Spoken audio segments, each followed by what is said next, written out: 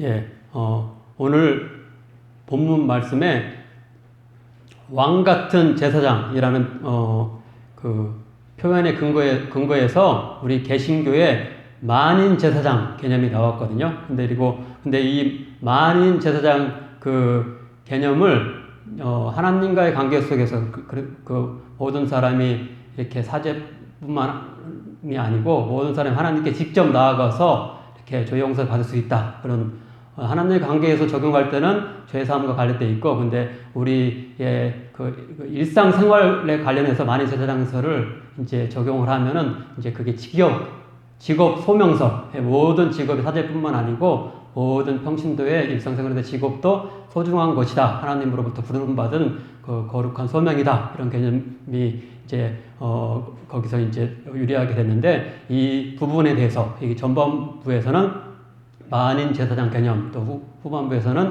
직업 소명 개념에 대해서 이렇게 한번 배워보도록 하겠습니다. 얼마 전 사랑 제1교회를 중심으로 코로나19가 급격하게 재확산되는 사태가 발생하자 대통령은 개신교계의 주요 지도자들과 간담회를 가졌습니다. 그런데 그때 가장 우리 개신교 그 중에서 가장 큰 교단 협의회가 있는데, 그 교단 협의회의 그 회장이 되기도 하고 우리나라에서 가장 큰 교단의 그런 총회장이시기도 한 그런 분이 한 발언을 했는데, 그것이 큰 실망을 느끼도록 했습니다. 대통령의 모두 발언에 이어서 그분은 한국 개신교를 대표하는 형식으로 이렇게 대응하는 응답조의 모두 발언을 했는데요. 다시 성찰해 봐야 할 대목은 다음과 같습니다. 종교의 자유를 너무 쉽게 공권력으로 제한할 수 있고 중단을 명령할 수 있다는 뜻으로 들려서 크게 놀랐습니다. 대통령께서 공권적인 사랑 제일교회를 중심으로 해서 많은 확진자가 나오자 공권력이 살아있다는 것을 이제 보여달라 그런 얘기를 하니까 이제 이것에 대해서 공권력으로 종교의 자유를 제한할 수 있고 예배의 중단을 명령할 수 있다는 뜻으로 들려서 크게 놀랐다. 정부 관계자들께서 교회와 사찰, 성당 같은 종교 단체를 영업장이나 사업장 취급을 하지 않았으면 좋겠다. 이런 이렇게 그 발언을 대통령 앞에서 했는데요. 앞부분에 종교의 자유와 그에 대한 공적 제한의 그리고 균형에 대한 문제 제기는 충분히 교단장으로서 할 수 있다고 봅니다. 그러나 뒷부분에서 교회 등의 종교단체를 일반 기업이나 사업체와 다르게 여겨달라고 하는 것은 당시 재확산의 중심지가 교회들이었으므로 과학과 상식으로 보았을 때 매우 무책임한 또 발언일 뿐만 아니고, 개신교 교리적으로 볼 때도 성과 속, 교회와 세상, 성직자와 평신도를 이분법적으로 나누는 중대한 오류를 범하고 있다고 볼 수 있습니다. 일찍이 500여 년 전에 루터와 칼뱅이 가톨릭의 그런 이원론, 이렇게 성과 속, 교회와 사회, 평신도와 성직자를 이렇게 뚜렷하게 구분하는 그런 이원론을 사상을 가졌는데, 그거에 맞서서 종교개혁자들이 만인 제사장설, 곧 모든 신자가 제사장과 같은 거룩한 신분이며 사제와 평신도의 차이는 직분 자체가 아니라 직무의 차이일 뿐이다. 교회에서의 그런 직무, 이제 교회의 성례들을 또 집행하고 말씀을 전하는 어떤 직무에서 차이이지 어떤 직분상의 근본적인 하나님 앞에서의 영광된 자녀의 신분이라는 것은 모두 다 똑같다는 거죠. 이런 만인 제사장들의 근거에서 이제 가톨릭에 반대하고 가톨릭을 새롭게 한다는 의미에서 개신교를 세웠는데, 지금도 그런 이원론적인 생각을 가졌다는 것, 그리고 또 개신교를 대표한다는 분이 그렇다는 것은 한국 개신교 전체적인 부끄러운 자화상과 한계를 여실히 보여주고 있습니다.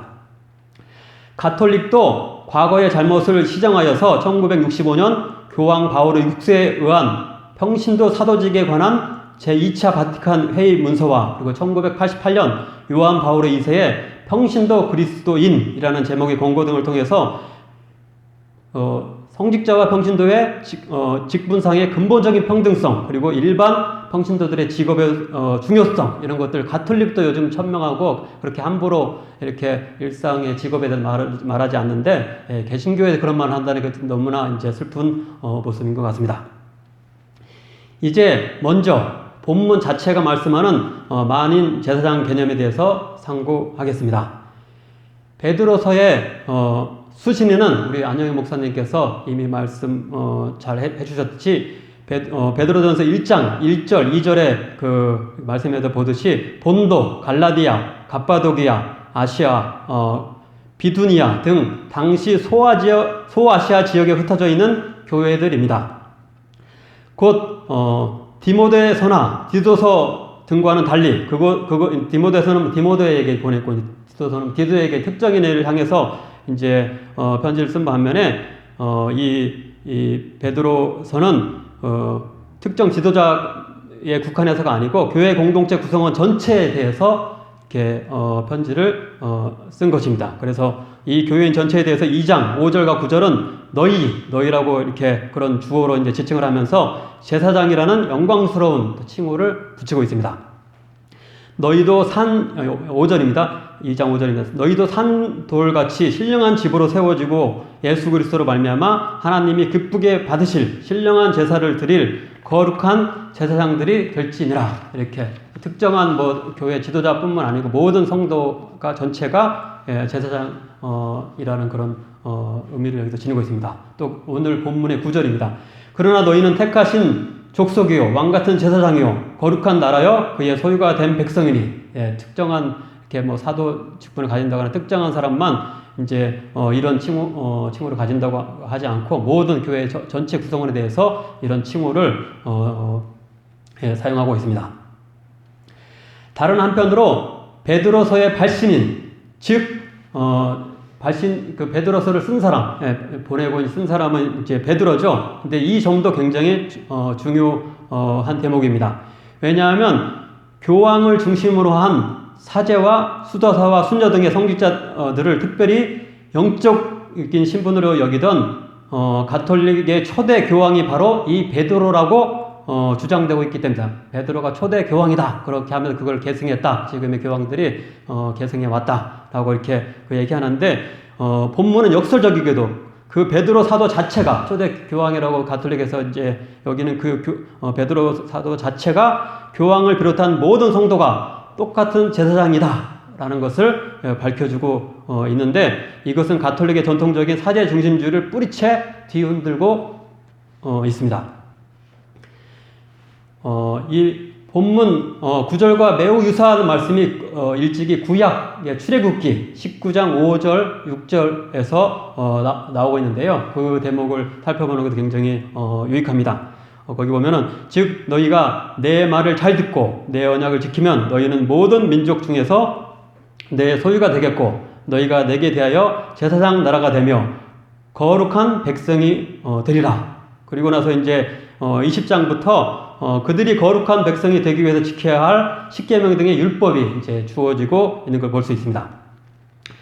하지만 출애굽 이후에 40년 동안 광야 생활을 했고, 그런 광야 생활 끝에 드디어 가나안에 도착하여 이스라엘이라는 이방의 나라들과 이제 구분되는 거룩한 나라를 이루기 위해서 이스라엘이라는 나라를 이제 이루게 되었지만, 다시 이스라엘은 그 온전히 거룩한 백성으로 이제 남아있질 못했고, 다시 이스라엘은 아수르, 남유다는 바벨론에 의해서 멸망당하고 많은 백성이 디아스포라, 곧 난민이나 포로로 먼 타국으로 뿔뿔이 흩어지게 됩니다.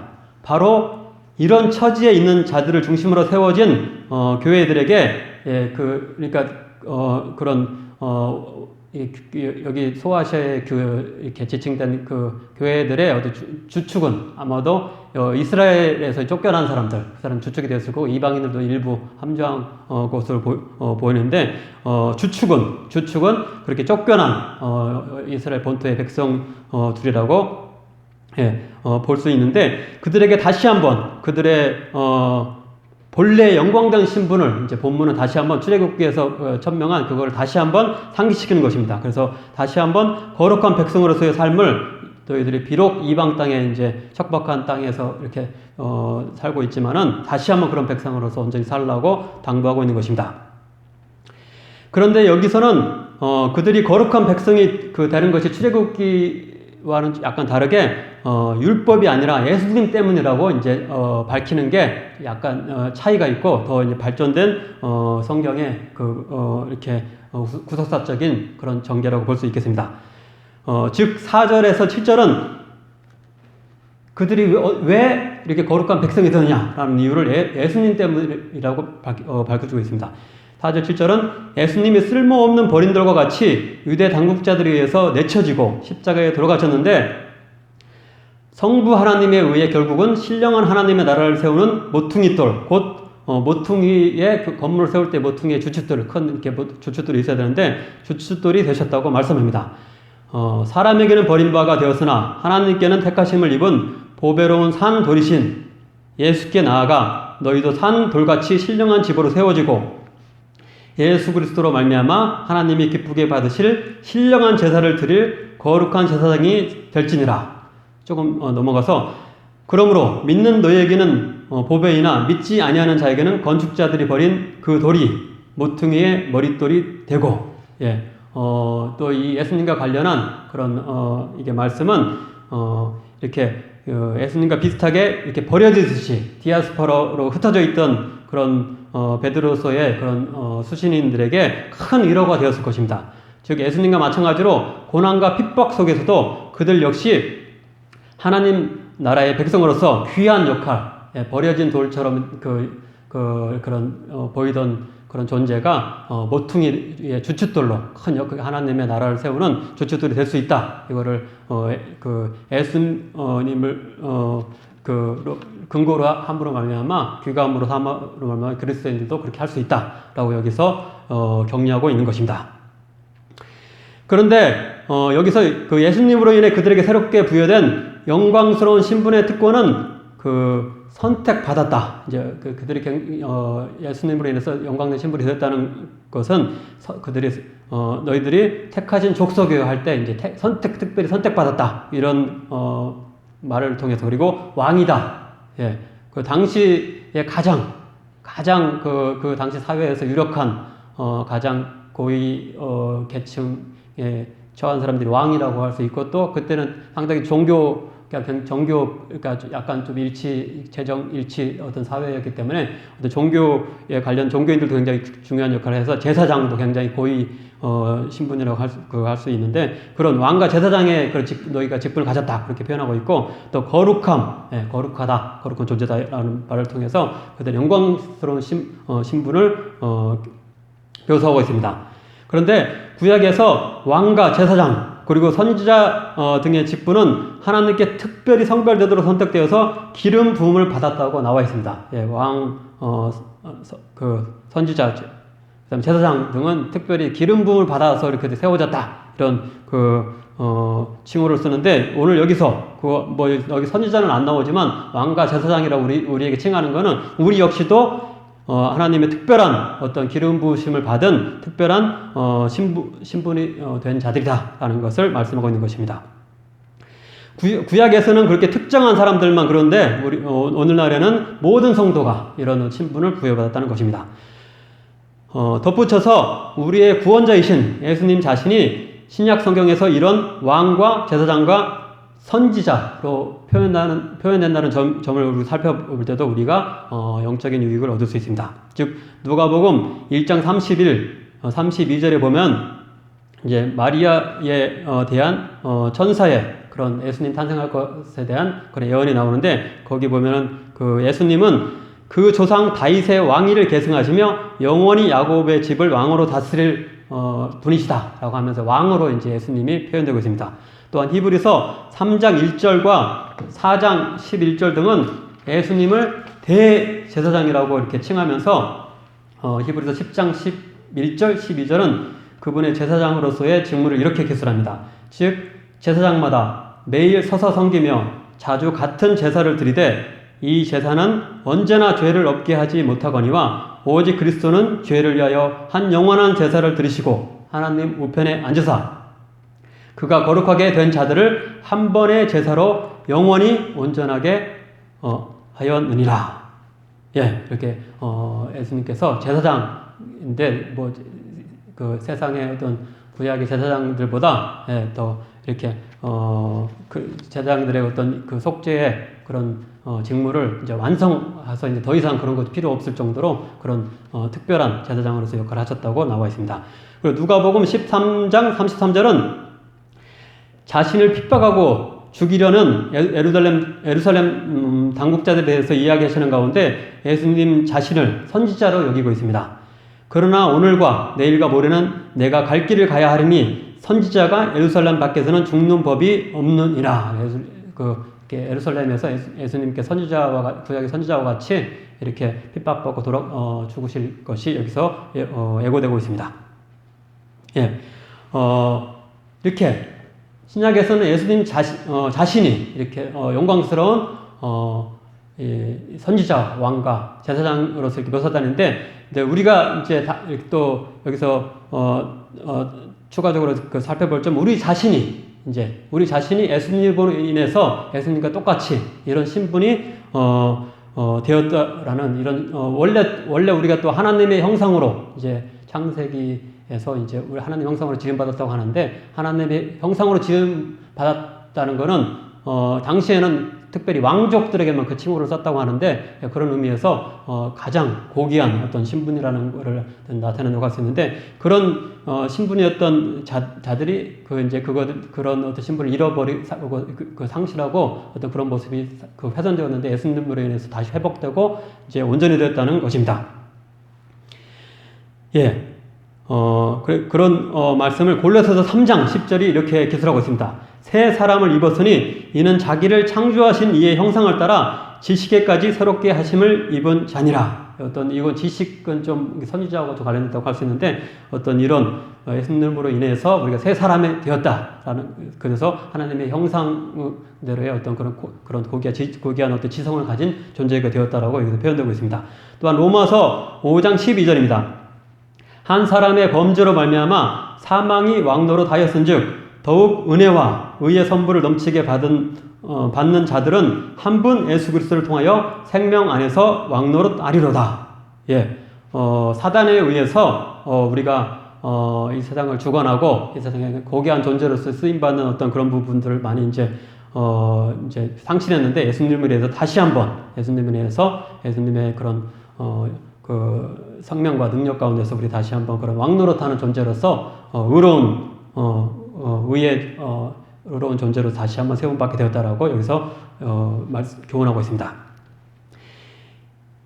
예수님으로 인한 우리의 선지자와 제사장과 왕과 같은 고귀한 하나님의 형상의 그런 회복에 대해서 굉장히 유명한 루이스 볼코프라는 분이 이렇게 정리하고 있습니다. 하나님에 의해 피조된 원래의 인간은 선지자, 제사장, 왕적 존재였고 지식과 오성, 공의와 거룩함, 그리고 하등 피조물에 대한 지배권을 부여받았다.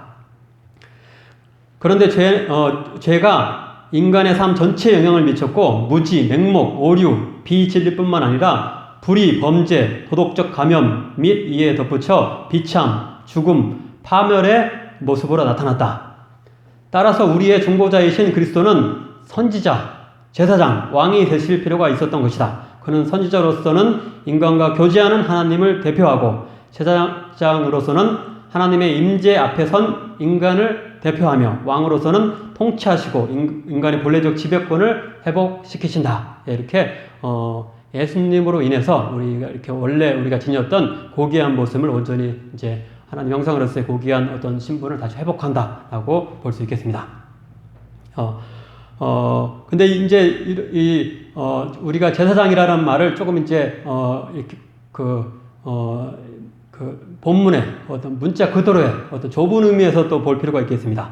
본문 9절에는 선지자라는 말은 나오지 않고 있고요. 또 왕이라는 단어가 이제 따로 이제 쓰이지 않고 그 제사장을 수식해주는 왕 같은, 우리가 뭐 왕이요 제사장 이렇게 하는 게 아니고 왕 같은 제사장 이렇게 하면서 이렇게 수식으로 쓰였기 때문에 본문이 강조하는 거는 제사장이다. 이제 이거를 이제 강조했다는 거죠. 이제 다른 선지자나 왕보다는 제사장이라는 어떤 거기에 주안점을 이제 이렇게 두고 있다고 말할 수 있는데 어떤 이 의미 이런 의미 이거에 이제 그 직접적인 의미가 무엇이냐고 하냐면은 이게 우리가 제사장 된 신분으로서 이 과거에 제사장들만 이제 하나님께 직접 이렇게 하나님의 성소와 지성소에 또 제사장만 또 지성소에 들어가고 그래서 하나님을 만나서 이제 직접 죄사함의 어떤 제물을 바칠 수 있는 존재인데 이제는 모든 사람들이 하나님에게 직접 나아가서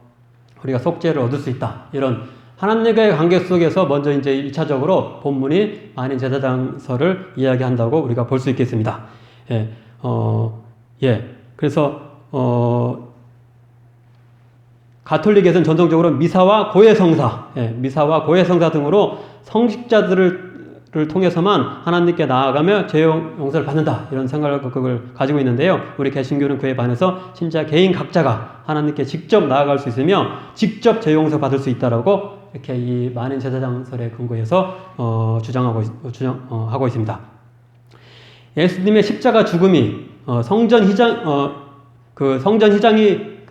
예수님께 십자가에서 돌아가실 때 성전 휘장이 찢겨졌다라고 이제 나와 있는데 그것은 과거 제사장을 중심으로 한 성전의 속죄 기능이 상실되었음을 의미합니다. 히브리서 10장 19절입니다. 그러므로 형제들아 우리가 예수의 피를 힘입어 성소에 들어갈 담력을 얻었나니 그 길은 우리를 위하여 휘장 가운데로 열어놓으신 새로운 살 길이요 휘장은 그의 육체니라. 휘장이 이제 그 모든 이제 신자들에게 이제 개방됨으로 말미암아서 우리가 하나님께 직접 나아가서 죄 용서 받을 수 있다는 그런 교훈입니다. 또한 요한일서 1장 9절입니다. 여기서는 우리라는 포괄적 주어를 사용하면서 신자의 직접적인 하나님으로부터의 죄 용서 받음에 대해서 말씀합니다. 즉 만일 우리가 우리의 죄를 자백하면 그는 미쁘시고 의로우사 우리 죄를 사하시며 우리를 모든 불의에서 깨끗하게 하실 것이요. 여기서 우리가 누구를 지칭하느냐 이렇게 제사장이라든가 성직자만 지칭하는 게 아니라 모든 성도를 여기서 나타내기 때문에 우리 모두가 자유롭게 하나님 앞에 나아가서 우리의 죄를 자백하면 용서받을 수 있다는 말씀이 되겠습니다. 그런데 이렇게 1차적으로 좁은 의미에서는 우리가 하나님과의 그런 관계 속에서 죄 용서에 누구나 죄 용서 받을 수 있다. 이런 어떤 만인 제사장설의 의미가 있다고 한다면 2차적으로는 이제 교회 밖에 우리의 직업 세계에 이제 적용될 때 이게 일반 직업 역시 하나님이 주신 소명이다라는 직업 소명 그 개념으로 이어지게 됩니다. 이제 두 번째 큰 주제로 이 직업 소명 개념을 살펴보도록 하겠습니다. 지난번에 좀 오래전에 직업 소명에 대해서 좀 살펴봤는데 그때 이제 좀 하지 못했던 그런 부분을 더욱더 이렇게 이렇게 자세하게 또 다루고 또 만인 제사장설과 연관해서 직업 소명설을 다시 한번 또 이야기하도록 하겠습니다. 루터는 본문 구절에 근거해서 다음과 같이 직업 소명 개념을 창안했습니다. 직업 소명 개념을 누가 이제 이렇게 처음 주창했느냐라고 할 때 루터가 이제 그렇게 했다고 많이 알려져 있는데 그는 이렇게 직업 소명 개념을 주장하는데 그게 이제 만인 제사장설에 근거해서 그 직업 소명설을 이렇게 꺼내게 되었습니다. 교황, 주교, 신부, 수도사들을 신령한 직분으로 칭하면서 왕족, 귀족, 장인, 농부들을 세속의 직분이라고 부르는 것은 모두 지어낸 소리다.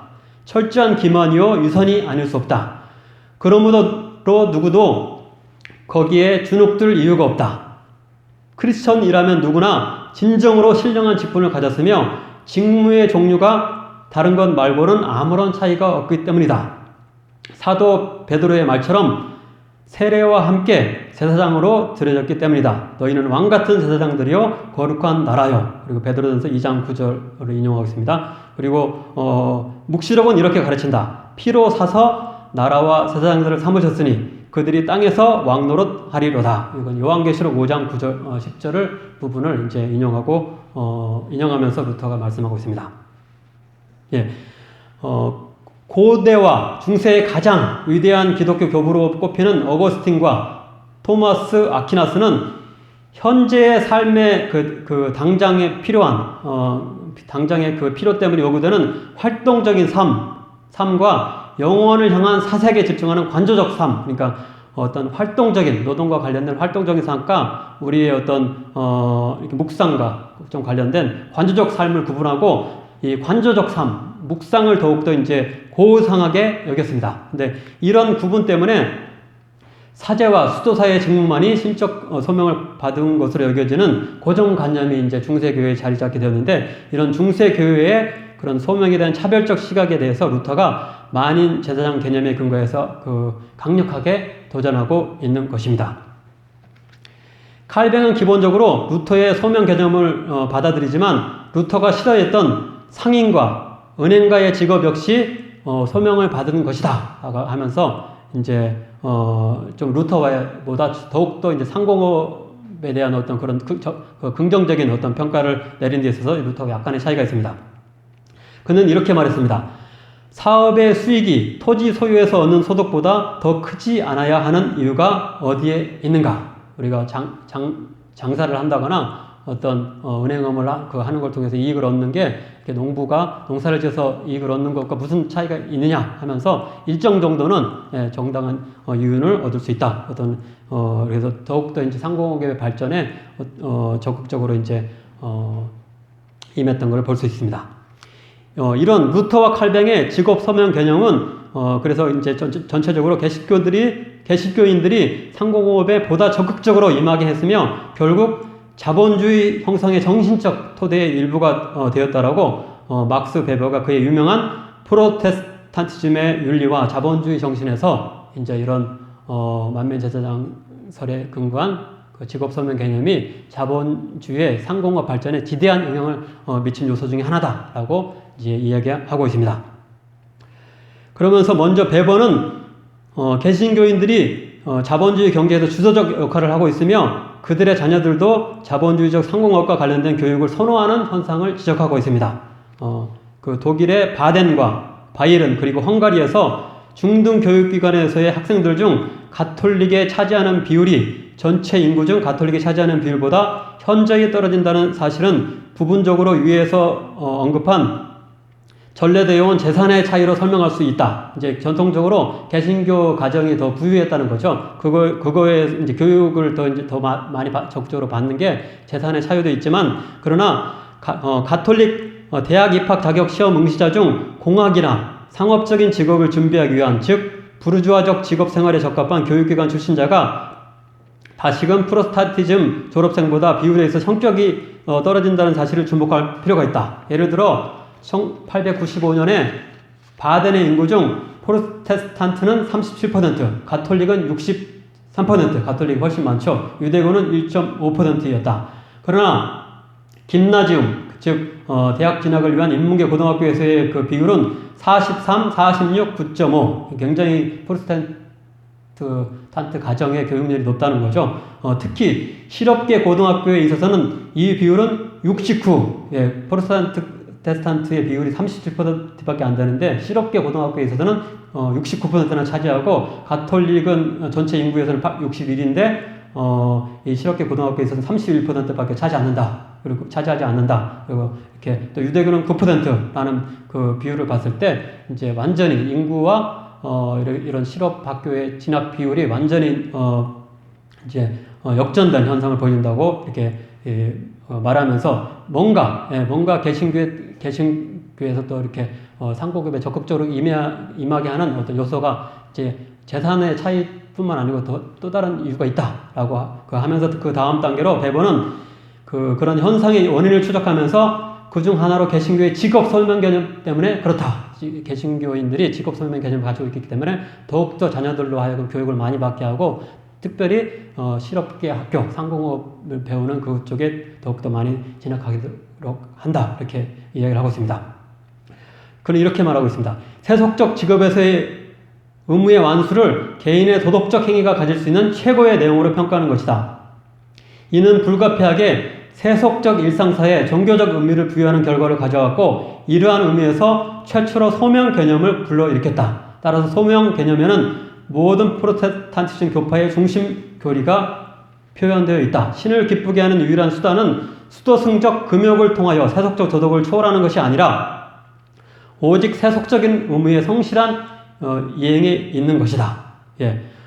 물론 자본주의의 상공업의 발전에 이렇게 그 소명 개념뿐만 아니고 아담 스미스가 말한 어떤 이기심, 인간들이 이기심을 가지고 서로 이제 자기가 또 이익을 많이 얻기 위해서 노력하다 보니까 이게 사회 전체적으로는 어떤 이제 경제가 발전하고 공공의 이익이 증진된다. 이제 그 이기심이라는 어떤 좀 부정적인 요소가 오히려 또 자본주의 발전 영향을 미치는 그런 부분도 있고, 또 가톨릭 학자들은 개신교 너희들이 무슨 자본주의 상공의 발전에 너희들만 미쳤느냐, 우리도 그렇다. 그러면서 가톨릭의 수도원에서 그 최초의 어떤 자본주의적인 분업 체계를 가진 그 노동의 그 체계가 있었는데, 가톨릭의 수도원에서 이런 그 자본주의 체계가 나왔기 때문에 가톨릭의 영향력도 있다. 이제 하면 서로 이제 여러 가지 이제 자본주의 발전에 그 영향에 대해서 이야기하는데, 분명한 것은 개신교의 이런 직업 소명 개념도 굉장히 중요한 결정적인 영향을 미친 것 중에 하나다라는 것은 우리가 확실히 이야기할 수 있겠습니다.